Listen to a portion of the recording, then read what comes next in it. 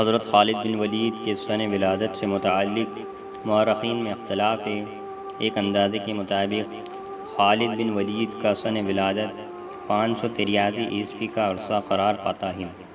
بلا شبہ اپنے فطرتی ملان کے ذریعے اثر آپ نے اسلام قبول کرنے سے پہلے بھی متعدد جنگوں میں حصہ لیا اور بہادری کے بے شمار کارنامے انجام دیے، لیکن جو لاسانی وقابل رشک اور غیر فانی عزت آپ نے اسلام قبول کرنے کے بعد اس میدان جنگ میں حاصل کی، دنیا کے بہت کم سپہ سالار کو مل سکی۔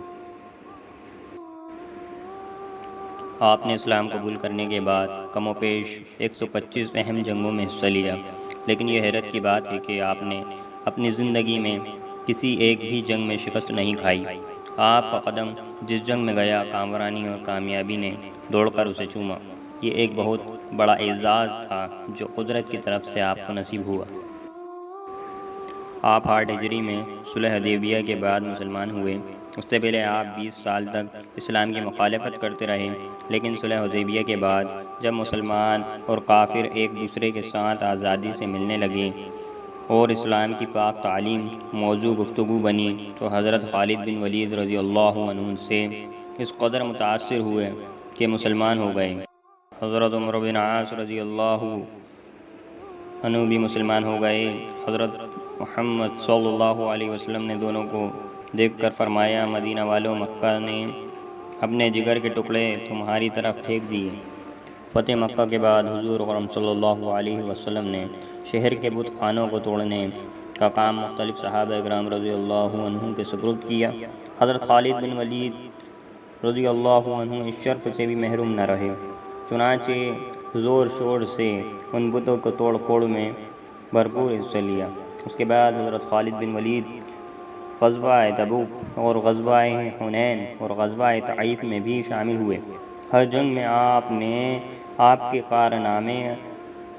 کارنامے قابل تعریف رہے۔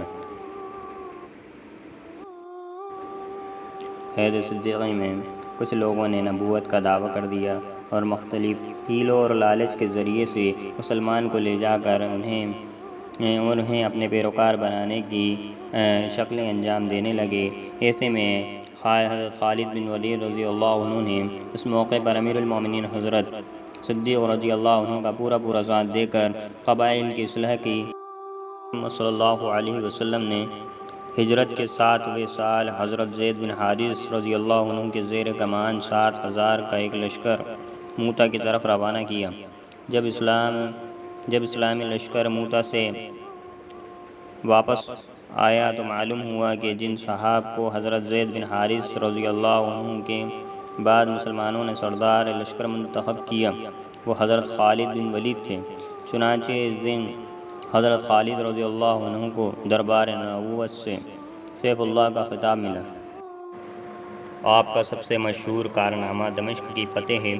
اس شہر کو مسلمانوں نے 3 ماہ تک گھیرے رکھا اور سخت محاصرہ کیا، لیکن اہل شہر نے حیرت انگیز استقامت کا ثبوت دیا۔ آخر مسلمانوں کی اللہ تعالیٰ نے امداد کی اور دمشق کے محلات میں زلزلہ آ گیا۔ مقابلہ ہوا تو رومی سپاہی سر پر پاؤں رکھ کر بھاگ کھڑے ہوئے اور شہر پر مسلمانوں کا قبضہ ہو گیا۔